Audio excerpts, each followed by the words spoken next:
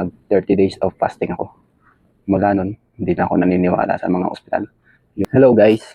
Nandito na naman tayo sa ating advocacy na low carb and fasting. Ang layunin ko ay makatulong sa iyo at makatulong din sa iba na ma-optimize yung kanilang health. Ngayon guys, bibigyan ko kayo ng tip.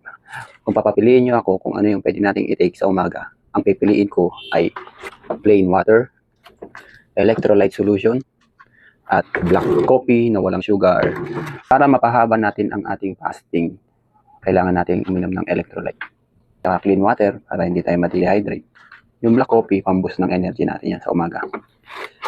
Try nyo po, bago kayo kumain, mag-take muna kayo ng electrolyte, clean water, saka black coffee para mapahaba po natin yung fasting natin. Fasting lang po talaga magpapagaling sa inyong katawan. Wala na pong iba, walang gamot, kundi fasting lang. Maniwala po kayo sa fasting. Dahil nung mga araw na ako'y naghahanap ng solusyon sa sakit ko, nag 30 days of fasting ako. Mula nun, hindi na ako naniniwala sa mga ospital. Yung hospital dito sa atin, iperahan ka lang. Ang daming test, laboratory, CBC, X-ray, ultrasound, CT scan, ang daming test, di ba? Lahat yun, libo-libo, 100,000, daming mong masasayang na pera dun. Pero ito, hindi ka kakain, libre. Libre ang fasting ha, hindi ka kakain. Water fasting, ano lang ang tubig, libre yan. Coffee, magkano lang. Ilaban nyo yung buhay nyo sa fasting.